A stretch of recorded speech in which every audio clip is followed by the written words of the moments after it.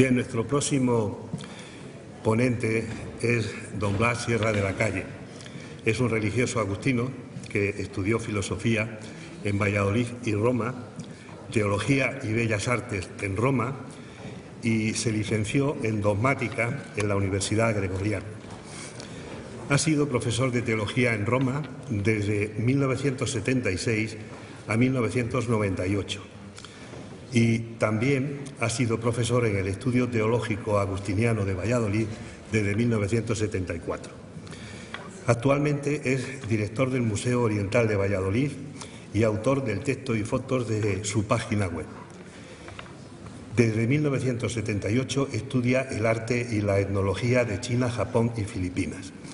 Y de su dimensión profesional, al margen de la pastoral, yo destacaría dos dimensiones fundamentales. La primera es su labor museística y la otra es la fundamentalmente investigadora. Respecto a la primera, él es el director de la remodelación y del montaje del Museo Oriental de Valladolid, que, como he dicho hace un momento, es su actual director. Es también el director de la remodelación y montaje del Museo de Arte Oriental de Ávila y del Museo de San Agustín en Manila. Igualmente, en esta dimensión hay que señalar que ha sido comisario de una veintena de exposiciones itinerantes de arte oriental con sus respectivos catálogos. Dirige las revistas Diáspora y Misiones Agustinianas.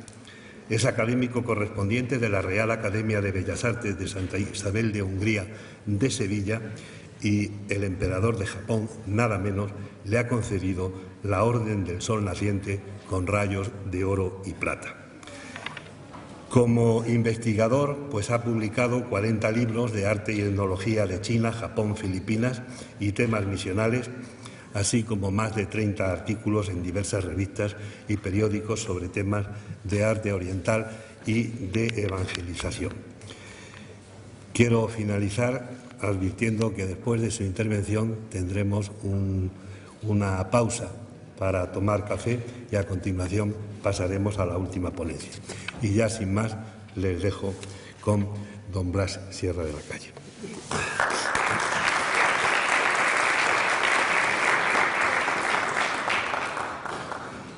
Muchas gracias por la presentación.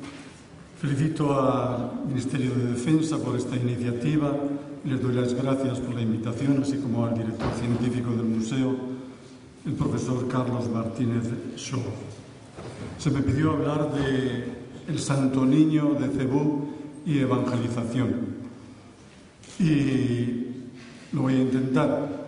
El Santo Niño es el que tienen ahí representado, que fue llevado por Magallanes a Filipinas. El proceso de evangelización, que se puede decir que se inicia precisamente con esta visita de Magallanes, es un proceso largo en Filipinas que dura 333 años. Intentaré dar unas pinceladas, resumir 333 años de labor en 45 minutos, que es tarea imposible. De todos modos, le daré algunas pinceladas sobre este proceso. En primer lugar, vamos a ver cómo llega el Santo Niño a Cebú.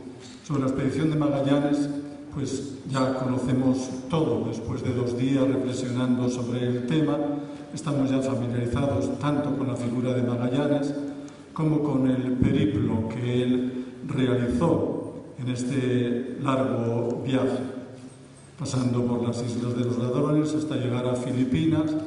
En Filipinas, pues ya en la isla de Matsagua, ya nos paramos aquí.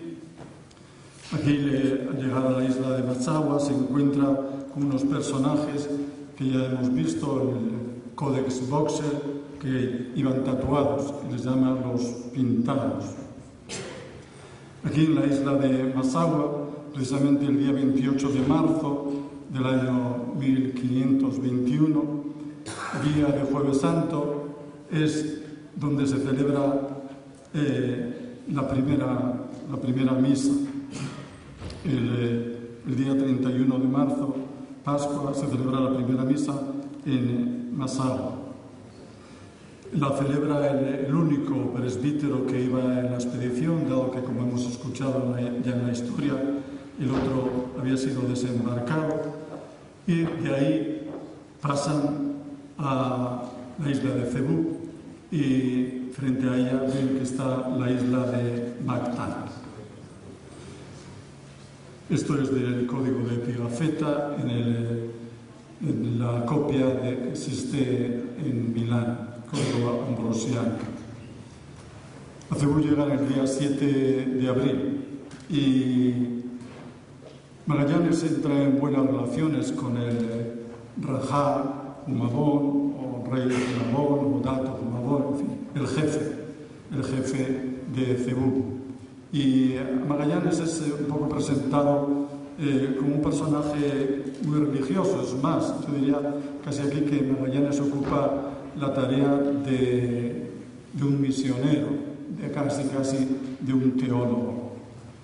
Pigafetta cuenta cómo Magallanes explica al rey Humabón por qué tiene que convertirse al cristianismo. Dice así Pigafetta: viendo al capitán que escuchaban y respondían con agrado, comenzó a decirles cosas para introducirles a la fe. Cómo Dios hizo el cielo, la tierra, el mar, todas las cosas, y cómo impuso que se debía honrar al padre y a la madre, y cómo teníamos un alma inmortal, y muchas otras cosas pertinentes a la fe. El capitán les dijo que no habían de hacerse cristianos por temor que no tuvieran, o por complacencia, sino por espontáneo deseo y por amor a Dios. Pero si no querían hacerse cristianos, nada desagradable les sucedería. Los que se hicieran cristianos merecerían, es claro, las mejores atenciones. Como un solo hombre respondieron que sí querían hacerse cristianos, que si querían hacerse cristianos no era por temor, sino por complacencia y por libre voluntad. Esta es la manifestación del día 7 de abril. Días después, el día 15 de abril, también domingo, se realiza tenemos un mapa de Cebú enfrente de la isla de Mactán. Estas son los misayas. Plantan una cruz como símbolo cristiano en Cebú, que desde entonces sigue siendo conocida como la Cruz de Magallanes. Siempre Pigafetta el que nos cuenta. Se puso una cruz en medio de la plaza. El capitán les preguntó si se querían hacer cristianos, como habían dicho en días anteriores. Más adelante el texto dice: el rey, con todos los presentes, quisieron confirmarlo todo. Tras expresar esta voluntad, que querían hacerse cristianos, vienen bautizados tanto el Rajá Humabón como 500 súbditos filipinos. Ese mismo día, domingo, 15 de abril, por la tarde, pues después de comer, tiene lugar la ceremonia del bautismo de la esposa de Humabón. A Humabón se le dará el nombre de Carlos, en honor del rey Carlos de España, mientras que a la reina se le dará el nombre de Juana, en honor de Juana I de Castilla, conocida popularmente como Juana la Loca. El 15 de abril, por la tarde, cuenta siempre Pigafetta, siguiendo el texto italiano de Milán, dice: después de la comida, el sacerdote y algunos otros nos fuimos a tierra para bautizar a la reina, que se presentó con 40 damas. La condujeron encima de un estrado, haciéndola sentarse sobre una almohada. El sacerdote le mostró una imagen de Nuestra Señora y un niño de madera bellísimo y una cruz, lo cual la emocionó mucho. Llorando, pidió el bautismo. Se le impuso el nombre de Juana, como la madre del emperador. Se bautizaron 800 almas, entre hombres, mujeres y niños. La reina era joven y bella, pidió el niño para ponérselo en lugar de sus ídolos y después se marchó. Aquí vemos Magallanes presenta el niño a la reina, pero en ese momento, en el momento del bautismo, pues parece que no se le dio. Días después, Magallanes dice que siguió bajando a tierra para celebrar la misa y unos días después a esta misa asiste también la reina Juana. Dice Pigafetta, en esta ocasión, sabiendo el capitán Magallanes que el niño le gustaba mucho a la reina, se lo regaló y le dijo que lo colocase en sustitución de sus ídolos, porque era en memoria del Hijo de Dios. Dándoles las gracias, ella lo aceptó. Este es el modo como el niño, conocido hoy como niño de Cebú, pues llega a Filipinas. Es Magallanes quien lo entrega a la reina Juana. Tras esto, pues ya conocemos los acontecimientos. Magallanes se mete en una guerra que no le pertenecía y en la playa de Mactán es asesinado por la Pulada. Las naves regresan, la Victoria regresa y Juan Sebastián Elcano concluye la epopeya de la vuelta al mundo. El niño se queda en Filipinas. Mactán lo matan, Magallanes lo matan, tras matar a Magallanes, como sabéis también, invitando a un banquete a los españoles, matan a otros 24, entre ellos precisamente el capellán de la expedición. Y el niño Jesús se queda solo en Filipinas. Y este niño Jesús pasará 44 años, él solo, en Filipinas. Y este niño Jesús, en cierto modo, se convierte en un ídolo local. En cierto modo, es un niño que viene, en primer término, podemos decir que viene degradado. El niño Dios, pues pasa a ser un ídolo más de los muchos anitos que tenían los filipinos.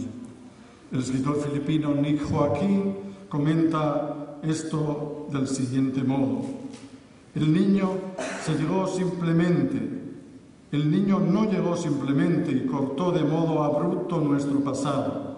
Él compartió nuestro pasado con nosotros y sirvió de lazo de unión entre el pasado y nuestro presente, convirtiéndose entre 1521 y 1565 en el último y más grande de nuestros dioses paganos.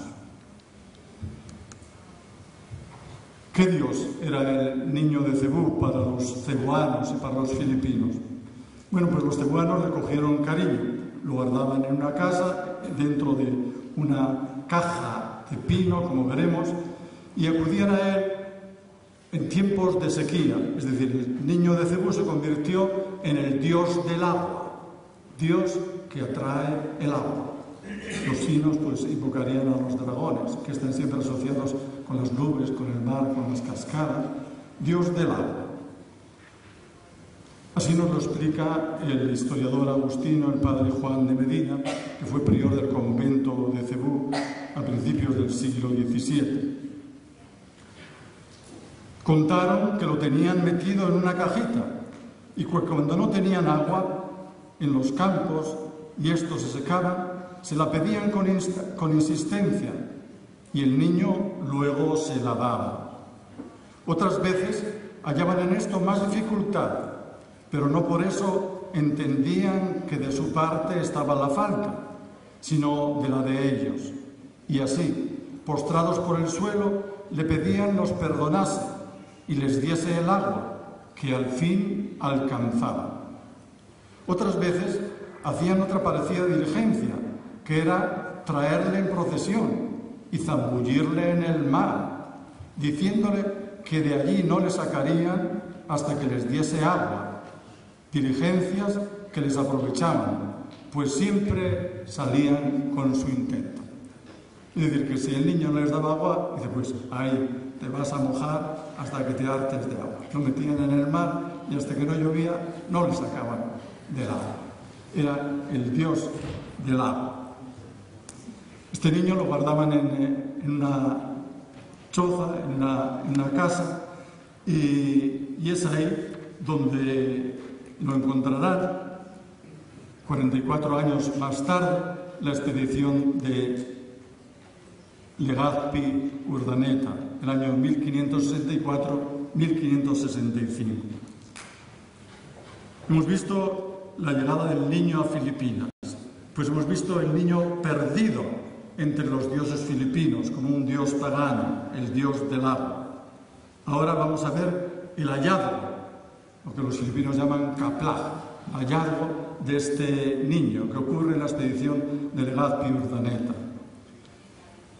Si bien la expedición de Magallanes, como hemos visto, tenía por finalidad principal una finalidad comercial, desde el punto de vista teórico, por lo menos, la finalidad de la expedición de Legazpi-Urdaneta era otra. En el año 1559, desde Valladolid, el rey Felipe II escribe una carta a un fraile, que era Fray Andrés de Urdaneta, que había participado en la expedición de Loaiza y que se había gastado 10 años en las Molucas guerreando contra los portugueses y defendiendo la españolidad de las Molucas. Vuelto aquí a Valladolid, da cuenta de lo que él ha visto en las Molucas, aunque antes pasó por Lisboa y los portugueses, lo siento, pero fue así, le robaron toda la documentación que traía y llegó aquí con las manos vacías, pero con la mente llena de todo lo que sabía. Bien, afortunadamente toda la documentación de Urdaneta, al unirse las dos coronas, pues llegó a manos de Felipe II. Felipe II, pues conoció la relación que Urdaneta hizo de la expedición de Legazpi, y allí Urdaneta defendía que era posible ir y volver a través del Océano Pacífico. Entonces, en el año 1559, Felipe II le pide a Urdaneta que organice una expedición para conseguir lo que deseamos, volver, porque ir ya sabemos, han ido 5 expediciones. Deseamos saber volver por nuestro territorio, por el lago español, por el Pacífico. Urdaneta organiza la expedición, escoge como capitán a Magallanes, es él el que la escoge, y esa expedición parte del puerto de Navidad en 1564. Las instrucciones, el deseo de Felipe II, como digo, era fundamentalmente 2. Por una parte, conseguir el tornaviaje, pero por otra parte, la evangelización. Así lo expresa Felipe II. Porque según la mucha noticia que dice que tenéis de las cosas de aquella tierra y entender como entendéis bien la navegación y ser cosmógrafo, sería de gran efecto que vos fueseis a dichos navíos, así para lo que toca a dicha navegación como para el servicio de Dios nuestro Señor Jesucristo. La audiencia de Nueva España en 1564 da estas instrucciones. Pues sabéis que lo más principal que su majestad pretende es el aumento de nuestra santa fe católica y la salvación de las ánimas de aquellas gentes. Y lo mismo le dicen los superiores agustinos, que la exhortación de los superiores agustinos a Magallanes y a sus compañeros, iban 5 agustinos, dice: la voluntad del rey es que vayan a la referida expedición nuestros religiosos, así para moderar al español ejército del mar y tierra con las buenas saludables enseñanzas, como principalmente para que brille entre las muchas gentes que habitan en los mencionados territorios la esplendorosísima luz de la fe. Esa es la finalidad, para que brille la esplendorosísima luz de la fe. La expedición, dirigida por Urdaneta, capitaneada por Magallanes, pues esa es la ruta de ida. La ruta de ida era fácil, el problema era la ruta de vuelta. Tornaviajes descubierto por Urdaneta, llegando en Acapulco. Él inaugura el puerto de Acapulco, a donde llega el 8 de octubre del año 1565. Bien, pues en Cebú, al llegar a Cebú, esa es una pintura hecha por el pintor filipino Telesforo Subgan, que está a la entrada de nuestro museo aquí en Valladolid. Y ahí vemos Urdaneta, Legazpi, llegan a Filipinas, al fondo las naos y arriba una imagen ya del niño, como un presagio el presagio de ese niño. Bien, el hallazgo del niño. El hallazgo del niño lo sabemos porque el niño se encuentra el día 28 de abril del año 1565. Y pocos días más tarde, el día 16 de mayo del año 1565, Legazpi y varios de sus soldados pues firman un documento ante el escribano de la expedición, Riquel. Un documento con el testimonio de Legazpi y el documento de todos los testigos, donde nos dice cómo se encontró la imagen. Os voy a leer una parte de este documento que tenemos, el documento aquí en el archivo, y hay una copia también en el archivo de Sevilla. El sábado 28 de abril de este presente año, 1564, en una de las casas de las más pobres moradas y humildes y pequeñas y de poco aparato, donde entró Juan de Camud, natural de Bermeo, marinero de la nao capitana, halló en ella una imagen del niño Jesús, en su caseta de madera de pino, con un gorrón de frueco velludo de lana colorada, de la que hacen en Flandes, y su camisita de volante, y los dos dedos de la mano derecha alzados como quien bendice, y en la otra izquierda su bola redonda, su cruz y su collarico de estaño dorado al cuello, la cual dicha cazuela e imagen del niño Jesús está metida en otra casa de madera de las de esta tierra y liada con un cordel encima, y luego que lo ha hallado, llevándolo de las manos con su caseta para enseñarla, topó con el maese de campo, etc. Continúa la redacción. Entonces se encuentran el niño, ese es el documento que conservamos aquí en el archivo de Valladolid, tiene 10 páginas, ahí tienen la imagen del niño de Cebú, está todo enminiado, hermosamente adornado. El original era del año 1565, esto es una copia posterior, hecha ante notario en el año 1723, siendo prior el padre Albarrán, siendo prior de Cebú. Tras encontrar el niño, pues Legazpi y Urdaneta, y los soldados de Legazpi y los religiosos agustinos, pues como os dice también la redacción, dice, los religiosos de la orden del señor San Agustín y los capitanes y otros oficiales del campo prometieron celebrar ese día y al mismo tiempo instituir una cofradía de benditísimo nombre de Jesús, de la manera que está instituida en el monasterio de San Agustín de México. Se ha encontrado el Santo Niño, se instituye una cofradía dedicada al Santo Niño. Y tenemos el Santo Niño en esta interpretación pictórica hecha por el pintor Bakutay, es un pintor filipino actual que trabaja para el Palacio de Malacañá. Y ahí tenemos eso, el niño Jesús de Cebú con primum circuncidistime, él tiene en la mano el mundo es redondo, ya el globo del niño es redondo, el mundo es redondo, y el niño tiene ya en su mano el mundo que es redondo. Y también la religión que anuncia este niño es una religión católica, que significa religión universal. Cristo es, el mensaje de Cristo es también un mensaje universal. Cristo, la palabra Jesús, significa Jesús, Salvador, Salvador de todos. Entonces, hablar de globalización, el cristianismo es una religión que, contra todas las guerras de religiones que siempre los objetores dicen que han existido y desgraciadamente existen, pero fundamentalmente el cristianismo es una religión que proclama la unidad entre los pueblos, la unidad entre los hombres, la unidad entre las gentes. En honor del niño se hace una primera... el niño es colocado en el primer templo que tiene, es la casa donde fue encontrado. O sea, en la casa donde fue encontrado es donde se hace su primera capilla. Se hace la capilla, como en Filipinas, con madera de caña y nipa, en bajay, cubo. Después se construirá varias iglesias. Cuando Legazpi concede a los agustinos un terreno, pues se va construyendo lo que después será la Basílica del Santo Niño de Cebú. Se hicieron varias construcciones, las primeras eran de madera, después ya otras en material fuerte. La construcción que existe actualmente pues fue hecha por el padre Juan de Albarrán entre el año 1735 y 1739. hecha en piedra de coral, y ahí es donde se ha custodiado el niño. Este niño ha estado custodiado por los agustinos desde 1565 hasta la actualidad. La Orden de San Agustín, primero los agustinos españoles, actualmente los agustinos filipinos, hemos sido los guardianes, custodios y transmisores de este niño Jesús hasta la actualidad.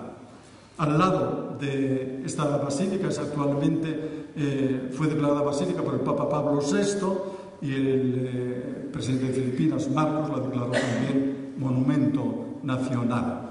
Este es el padre Albarrán, que hizo estudios de arquitectura y él dirigió las obras. Al lado de la basílica de Cebú está lo que se llama la Cruz de Magallanes.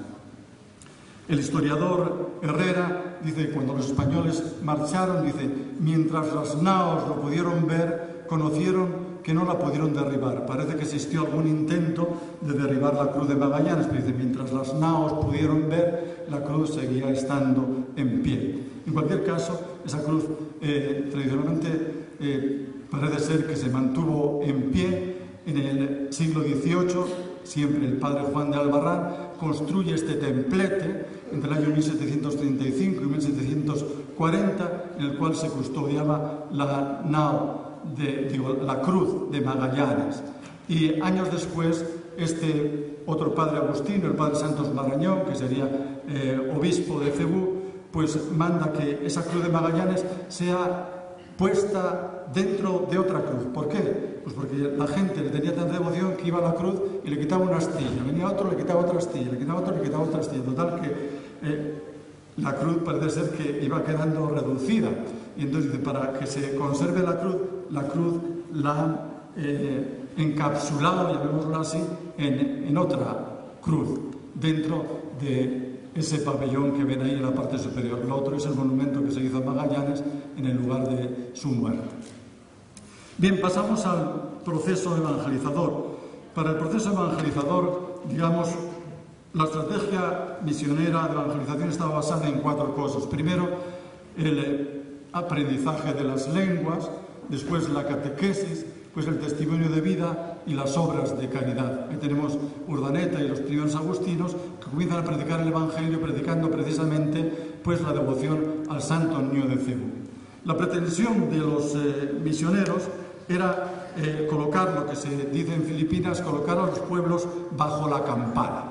¿Qué quiere decir colocar a los pueblos bajo la campana? Pues generalmente los filipinos vivían dispersos, entonces la tarea evangelizadora fue una tarea urbanizadora, es decir, hacer que los filipinos viviesen juntos, en poblados, y entonces vivir bajo la campana, en una zona que, digamos, pudiesen oír la campana, no muy lejos de la iglesia. Todas las órdenes religiosas pues crearon pueblos. Los agustinos crearon 251 pueblos, los franciscanos crearon 233 pueblos, los dominicos 83, los agustinos recoletos 191, los jesuitas 72. Precisamente por eso, tratando de colocar a todos bajo la campana. Entre la estrategia misionera, como digo, lo primero fue aprender las lenguas. Ya lo decía el padre Gaspar de San Agustín, dice, había que aprender la extraña lengua de los indios, y eso sería el primer empleo de los nuevos apóstoles de las islas. Aprendizaje de las lenguas. Lo segundo era la catequización, para ello hacer catecismos, una catequización que tenía que ser seria, y una catequización que no tenía que ser para nada apresurada, pues la experiencia de Magallanes decía que primero se bautizaron 500, después se bautizaron 800, pero cuando llegaron de estos 1.300 bautizados no existía ni rastro. O sea, cuando llegaron Urdaneta y Legazpi no había cristianos en Filipinas.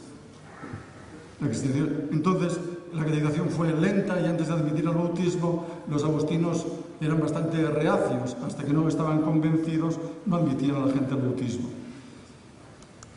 El ejemplo de vida, este fue un obispo de Cebú, era un mexicano, el obispo Agurto, natural de México, y fue el primer obispo de Cebú, un gran devoto del Santo Niño, dicen que se le aparecía el Santo Niño y él fue un gran santo. Las obras de caridad visitar a los enfermos. Existían las obras pías en todas las órdenes religiosas. Esta es la caja de las obras pías que existía en el convento de San Agustín, que hoy está en el Museo San Agustín de Manila.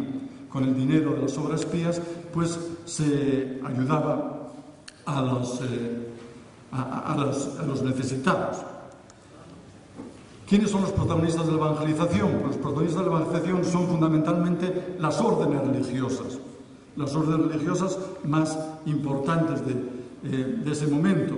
La orden más importante que ha contribuido a la evangelización de Filipinas fue la orden de San Agustín. En total, el total de misioneros españoles que evangelizaron en Filipinas es un total de unos 9.000 misioneros, que se desglosan más o menos del modo siguiente. Agustinos fueron los primeros en llegar, como hemos dicho, en 1565, y desde entonces hasta 1898 trabajaron en Filipinas 3.156 agustinos. ¿Cómo llegaban? Pues los misioneros agustinos y de otras lenguas llegaron por 3 vías. La primera vía fue la vía del galeón de Manila o galeón de Acapulco. Para llegar a esta vía desde España se tardaba 1 año en llegar. Después, la segunda vía por la cual llegaron fue la vía del Cabo de Buena Esperanza. Ya a partir del siglo XVIII se podía viajar por el Cabo de Buena Esperanza. Esta es la fragata Guadalupe, que está pintada por el padre Navarro, un agustino vallisoletano que realizó el viaje de Valladolid a Manila. También Magallanes hizo el viaje de Valladolid a Manila, a Cebú, él no conoció Manila, a Cebú, y allí murió. Pues el padre Navarro realizó el viaje de Valladolid a Manila y cuenta todo este viaje, y todo este viaje está recorrido por hermosas pinturas, entre ellas esta, ha sido publicado por el historiador un historiador vallisoletano, Roberto, que está entre nosotros. De Valladolid a Manila. Bueno, pues de Valladolid a Manila fueron, no solamente el padre Navarro, fueron, como veremos después, más de 2.000 agustinos. Al final de la presencia española en Filipinas, esta era la ruta de la fragata, y pues la tercera ruta era la ruta del Cabo de Buena Esperanza a través de los vapores Correo. A esta ruta, la ruta de la fragata era de 6 meses, la ruta de los vapores Correo era ya de 1 mes. Por estas 3 vías fueron, como digo, los misioneros agustinos, 3.156. Al final de la presencia española en Filipinas, había en Filipinas 228 agustinos y ellos atendían 2.320.667 filipinos. Durante 13 años solo hubo misioneros agustinos en Filipinas. Tras los agustinos llegarán los franciscanos. Los franciscanos fueron los segundos en llegar a Filipinas. Llegaron en el año 1578, 13 años después de los agustinos. En total, trabajaron en Filipinas 2.694 franciscanos en la provincia de San Gregorio. Y esta es la iglesia de San Francisco de Intramuros de Manila, esta es la iglesia de Opón. Al final de la presencia española había en Filipinas 175 franciscanos y ellos atendían 1.096.659 filipinos. Los terceros en llegar fueron los jesuitas. Esta es la historia del padre Colin, estudia la historia de los jesuitas. El primero de llegar fue el padre Antonio Sedeño en el año 1581. En total trabajaron en Filipinas 718 jesuitas y al final del periodo español había en Filipinas 42 jesuitas y atendían 213.065. Ellos se dedicaron a la enseñanza y a atender a los musulmanes. Trabajaron mucho, sobre todo en Mindanao. Del Ateneo es la iglesia de San Ignacio de Intramuros, Manila, destruida ya. Pues tenemos los dominicos que llegan en el año 1587 y trabajan en Filipinas 2.318 dominicos. Ellos se dedicaron a la evangelización, primero en Filipinas, después en las islas Batanes, en las islas Babuyán, y después a la enseñanza en la institución de Letrán, en la Universidad de Santo Tomás. Y esta es la historia de los dominicos en Filipinas, la iglesia de Santo Domingo, destruida por el terremoto del 83 y la guerra mundial del 45. es la iglesia también de los dominicos, y después tenemos los Recoletos. Al tiempo de la independencia había en Filipinas 233 dominicos y atendían 735.000 personas. Además de esto, después los agustinos recoletos llegaron en 1606 y en total hubo 1.623 agustinos recoletos trabajando. Al final del periodo español había en Filipinas 233 dominicos y ellos atendían 1.203.399 personas. Hubo también la Orden de San Juan de Dios, que llegó en 1641, los Paules en 1863 y los benedictinos. También en cuanto, esa es la casa de los Recoletos, la iglesia de San Sebastián de Recoletos, y tenemos también el clero secular. El clero secular, el primer sacerdote secular que llegó fue Valderrama, en la expedición de Magallanes, después con Legazpi llegaron después Juan de Vivero, Juan de Villanueva, y después llegaron otros más. En fin, este es un tema muy controvertido porque al principio los frailes no eran partidarios de admitir como sacerdotes a los filipinos. Después, poco a poco, todas las órdenes fueron ya admitiendo a partir del siglo finales del XVI, principios del XVII. A finales del periodo español había en Filipinas ya más de 400 sacerdotes seculares. Estos seminarios seculares eran atendidos por los paules. Hubo también órdenes femeninas, congregaciones femeninas. Esta es la Madre Jerónima de la Asunción en un cuadro de Velázquez que llegó a Filipinas en el año 1621. Y esta es una Madre Dominica del Beaterio de Santa Clara. ¿Qué llevaban? Instrumentos de evangelización. Rápidamente, de los instrumentos de evangelización, lo primero que utilizaron los frailes pues fueron los libros. Los libros era algo fundamental. Ya Urdaneta se lleva nada más ni nada menos, según los datos de la Casa de Contratación, 117 arrobas de libros. 117 arrobas. Bien, llevaban libros impresos en España, en Flandes, en Amberes. Llevaron también cantorales. Los españoles fueron los primeros que llevaron cantorales a Filipinas.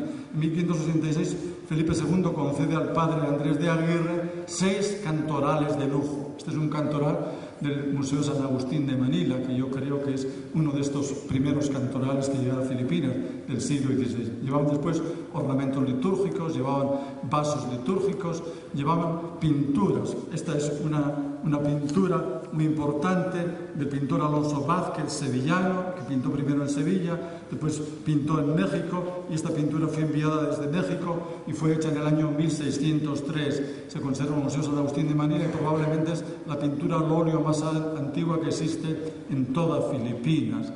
Llevaban copias, como la copia de Murillo. Fue también la imagen, esta es una imagen de un Cristo muy famoso, el Santo Cristo de Quiapo, que fue llevado por los agustinos recoletos en 1606. Llevaron multitud de imágenes, cruces, lienzos, el Cristo de Méntrica de 1602, Nuestra Señora de los Remedios 1624, la Virgen de Regla 1635, el Santo Cristo de Burgos 1682, Nuestra Señora de Consolación, Nuestra Señora de Guía, en fin, infinidad. Esta es una Virgen que está en el Museo San Agustín de Manila, llevada en el siglo XVIII. Grabados, llevaban grabados. Este es un grabado de Nuestra Señora del Niño, este es un grabado de Wierix, holandés, que inspiró a los artistas filipinos para hacer pinturas de los calvarios. Pues los misioneros fueron los padres de la imprenta en Filipinas. La primera imprenta fue hecha por los dominicos. Este es el primer libro impreso en Filipinas, en la imprenta silográfica, hecho en el año el Bensin Pocan, 1592. La primera imprenta de Filipinas fue la imprenta de los dominicos, dirigida por Juan de Vera, en el año 1602. La segunda imprenta fue la imprenta de los agustinos, del año 1611. Después fue la imprenta de los franciscanos, del año 1694. Posteriormente la imprenta de los jesuitas, 1614. Pues la imprenta del Seminario Eclesiástico, 1767. En estas imprentas pues imprimieron infinidad de libros, manuales, Repercusión de la evangelización. La evangelización repercutió en multitud de cosas. A las órdenes religiosas, a los frailes, se les acusa de destruir culturas, destruir pueblos, destruir arte. Yo soy totalmente contrario a eso, como pueden suponer, y trato de demostrarlo.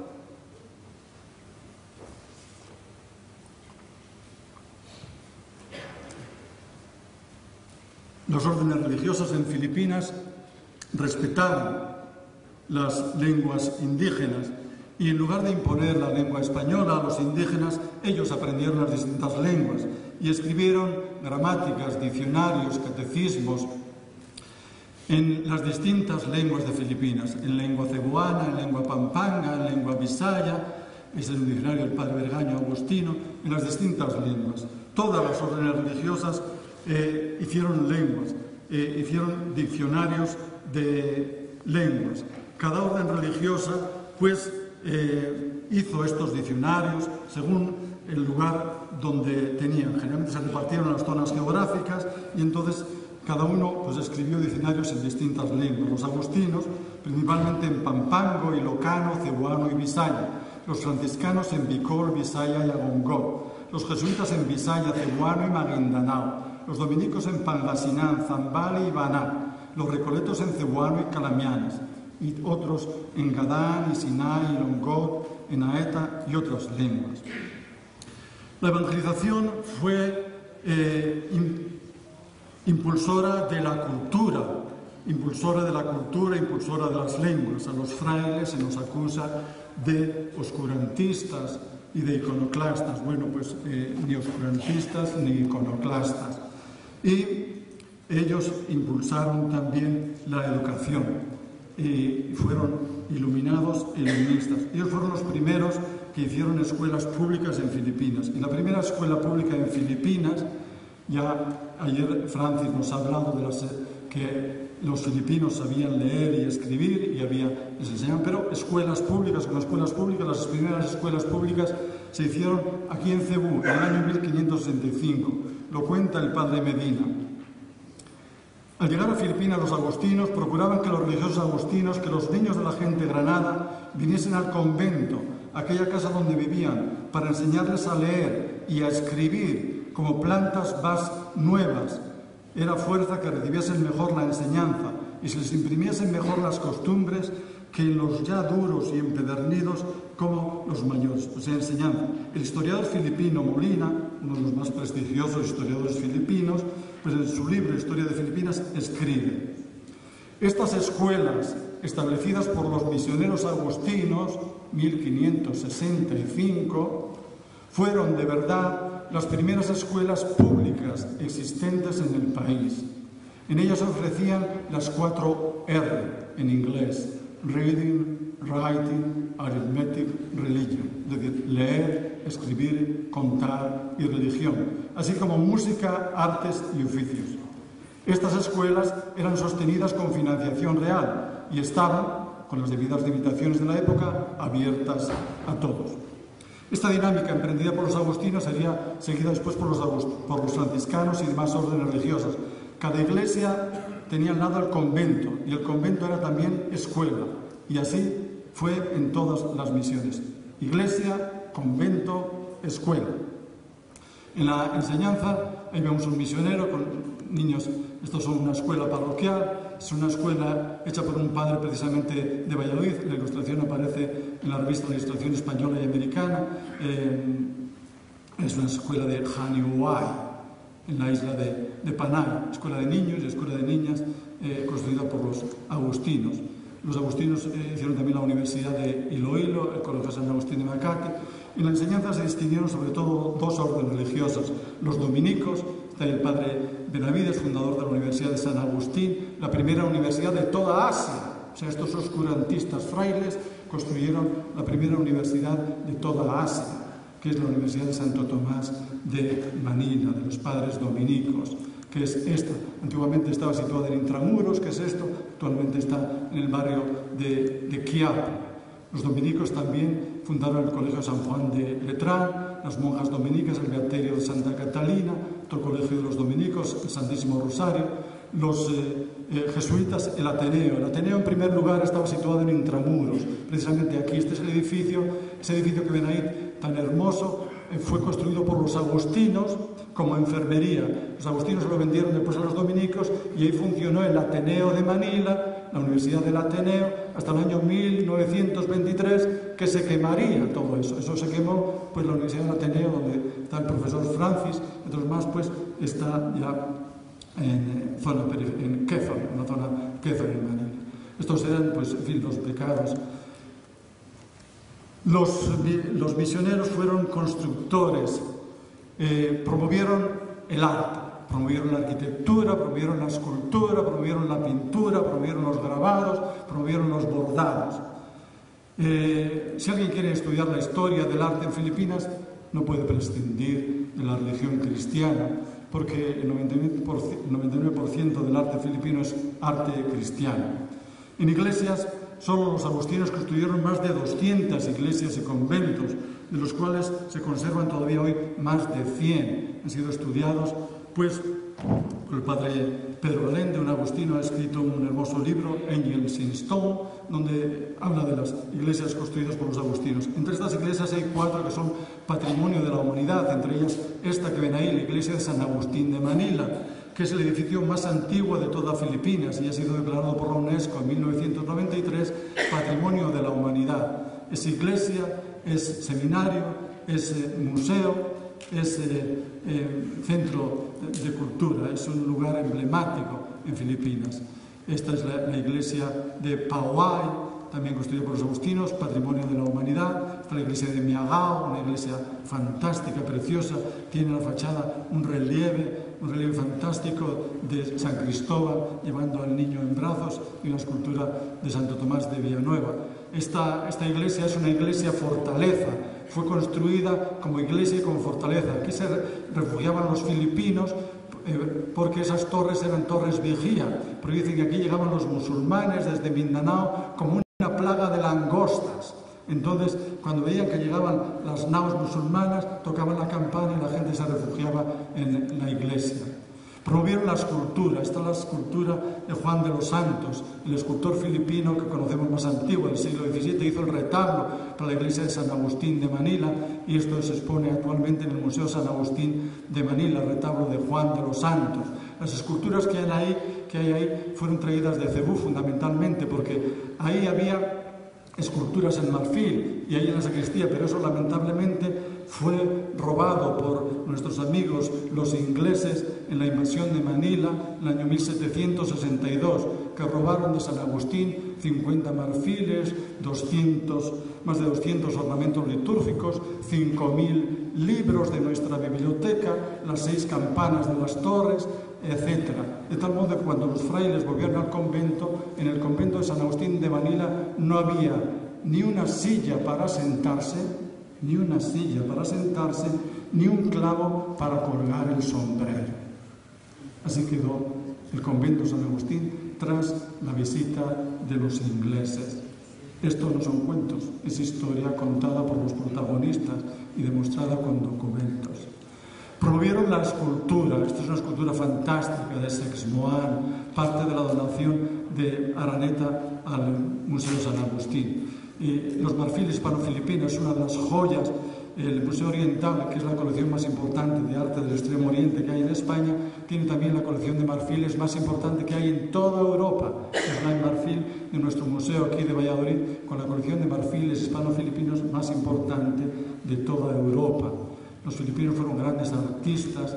Promovieron la pintura. Es una pintura hecha por el padre Agustín María de Castro, un agustino de La Bañeza, pintada en el año 1770. Había frailes pintores. Estas son pinturas ya. Promovieron los ornamentos, los vasos litúrgicos, la orfebrería, promovieron las sedas, bordados en seda. Unas sedas son del Museo de San Agustín de Manila, otras sedas son del Museo Oriental de aquí. Promovieron la ciencia. Uno dice, uy, la ciencia enemiga de la fe. Bueno, pues no, la ciencia no es enemiga de la fe. La verdad científica como la verdad religiosa provienen de la única fuente de la verdad que es Dios. El padre franciscano Blas, de la Madre de Dios, pues estudió en el año 1601 el valor medicinal de las plantas. Lo estudiaron también los jesuitas Joseph Campbell, el padre Ignacio Mercado. Yo estoy ahora publicando en Filipinas. Padre Mercado, un filipino, hijo de filipino, hijo de español y filipina, entre el año 1648 y 1698 hizo un libro sobre el valor medicinal de las plantas. No solamente escribió un manuscrito, sino que dibujó más de 500 plantas filipinas, que yo tengo en mi habitación aquí en Valladolid, y lo vamos a publicar ahora en Manila. Se conservan todavía más de 200. Se hizo el texto y las imágenes del padre Ignacio Mercado, un ilustre filipino. ¿Quién no conoce al padre Blanco, autor de la Flora de Filipinas?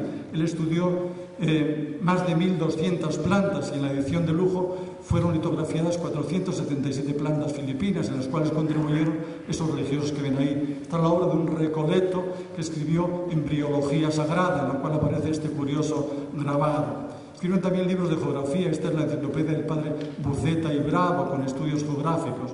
En estudios geográficos se distinguieron también los jesuitas. Esta es la otra del padre Faure, los jesuitas que se encargaron también del Observatorio de Manila, que es una gran aportación, donde los jesuitas estudiaban los vientos, los volcanes, todas estas cuestiones científicas. El padre Alger publicó este hermoso atlas, que es uno de los atlas más hermosos que hay en Filipinas, es decir, labor científica. También labor medicinal. Los franciscanos fueron los primeros en construir hospitales. Esto era el Hospital de los Baños. Este era un lazareto para los leprosos, construido también por los franciscanos. Este era el Hospital de San Juan de Dios, los hermanos de San Juan de Dios. Bien, llegamos al final. El Santo Niño hoy en Filipinas. El Santo Niño en Filipinas es el icono, es la imagen más popular de toda Filipinas. Durante todo el año es un río de gente el que acude a la Basílica del Santo Niño de Cebú, un río de gente, especialmente en el mes de enero, pero durante todo el año. Especialmente en los meses de enero. Precisamente acabo de recibir hace poco la crónica de los padres de Cebú, que dicen: este año, en la fiesta del Santo Niño, hemos tenido millones de personas participando en la fiesta del Santo Niño. Esto es parte de la procesión del Santo Niño. Se hacía una procesión por tierra con el niño, y esa procesión por tierra se hacía otra procesión por mar. Dado que el niño era el dios del agua, se le pasea también por el mar para que se refresque. Esta procesión por el mar va en una nao, y esa nao es seguida por multitud de barcos. Tras esa ceremonia se realiza la ceremonia llamada la ceremonia jugo. Esta ceremonia del jugo consiste, parece que como ese niño hay que bautizarlo, por decirlo así. Entonces se hace una ceremonia de desvestirlo, bañarlo y vestirlo. En fin, después de un año necesita bañarse el niño. Entonces, al niño de Cebú lo quitan la ropa, lo meten en el agua, como que fuese un bautismo, lo bautizan, lo secan y lo visten. Es una ceremonia, yo he asistido a ella, es una ceremonia multitudinaria, comienza a las 4 de la mañana, 4 de la noche, termina a las 8 de la mañana, una ceremonia larga, cantos, juega, es terrible, increíble, una ceremonia increíble, la ceremonia del jugo. Eso va unido a un folclore. Se hace una gran procesión, una gran parada, un gran desfile de todas las etnias filipinas, vestidos con trajes regionales filipinos, de todos los tipos, que dura toda una mañana, vestidos con las distintas etnias filipinas. Y bien, el Santo Niño en Valladolid. Magallanes fue de Valladolid a Filipinas. Bueno, pues Magallanes no fue el único de ir de Valladolid a Filipinas. Desde aquí de Valladolid a Filipinas han ido infinidad de personas, bueno, infinidad. Desde el convento de los agustinos filipinos, donde yo vivo, pues han ido hacia Filipinas más de 2.000 frailes agustinos, más de 2.000 frailes agustinos. Ese convento fue fundado en honor del Santo Niño, y ya el Santo Niño aparece en el plano que viene ahí, que es el plano del arquitecto Ventura Rodríguez, el arquitecto real. Ese plano está expuesto actualmente en la Academia de Bellas Artes de San Fernando de Madrid, donde se está celebrando, con motivo del tercer centenario de este arquitecto, una hermosa exposición en la calle Alcalá. O sea que los de Madrid pueden ver ese plano allí. De los 8 planos que Ventura Rodríguez hizo para nosotros y conservamos en nuestro archivo. Entonces tenemos el plano, el Niño de Cebú. De los 2.000 frailes que salieron de aquí, gran parte murieron allá y dedicaron toda su vida al servicio del pueblo filipino, a la evangelización y promoción del pueblo filipino. Ese niño preside la fachada. Esa es la fachada actual y tenemos el Santo Niño que campea en la fachada y ahí saluda a todo el que llega. El Santo Niño que fue llevado a Cebú es el niño también en nombre del cual han ido todos estos misioneros a anunciar eso, la buena noticia de Jesús, el Dios que salva, el Dios que se salvó de las aguas, pero que es el Dios que salva, el Dios salvador. Ese niño que está en la fachada es el niño que está también en nuestra iglesia, es el altar mayor de nuestra iglesia. Y en el altar del altar mayor ahí tenemos el Santo Niño de Cebú con la bola del mundo. Y está en una de las vidrieras de la iglesia y vemos la llegada de los agustinos predicando a los cebuanos y la imagen del Santo Niño. Está también en nuestro archivo, este es el documento del archivo del cual les hablaba, año 1565, ahí tenemos la imagen del Santo Niño con la bola del mundo. Este es otro documento del archivo, otra interpretación del Santo Niño, documento de archivo. En el museo también, no solamente está presente el Santo Niño, está presente también Magallanes.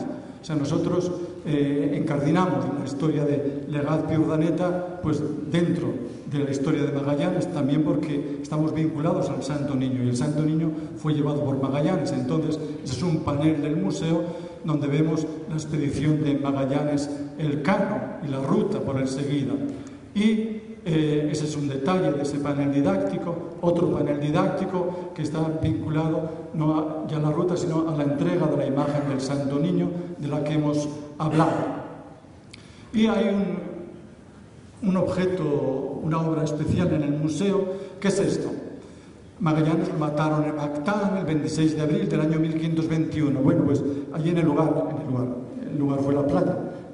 Allí cerca de la playa, pues un fraile agustino dedicó a Magallanes esta lápida para conmemorar ese episodio triste, pero al mismo tiempo un episodio importante que habla de el encuentro, desencuentro entre dos pueblos y dos culturas.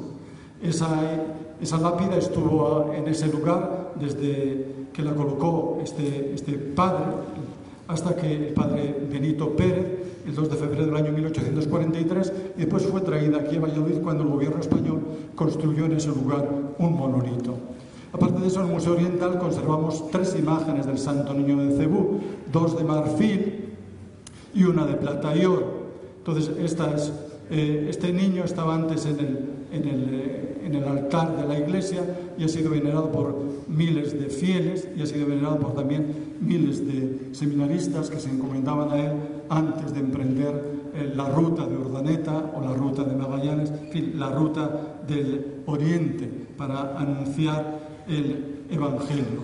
Y el otro, esta es la primera, fue traído en el año 1760 por el padre Suárez, que era un gallego que se fue de Valladolid a Manila, y al llegar a Manila pidió a los orfebres chinos residentes en Manila que le hiciesen una imagen del Santo Niño de Cebú.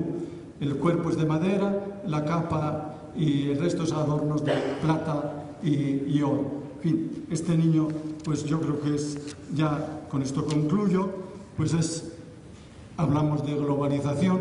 Si algo hay globalizante es la fe cristiana, que es una fe católica, que significa universal, y este Dios Jesús es el Dios Salvador universal de todos los hombres.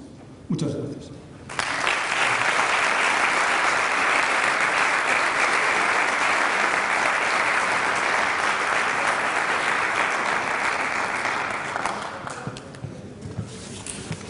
Muchísimas gracias al padre Blas Sierra de la Calle por tan completa y ilustrada ponencia, y suspendemos la sesión momentáneamente, unos 20 minutos, media hora como mucho, y continuamos enseguida.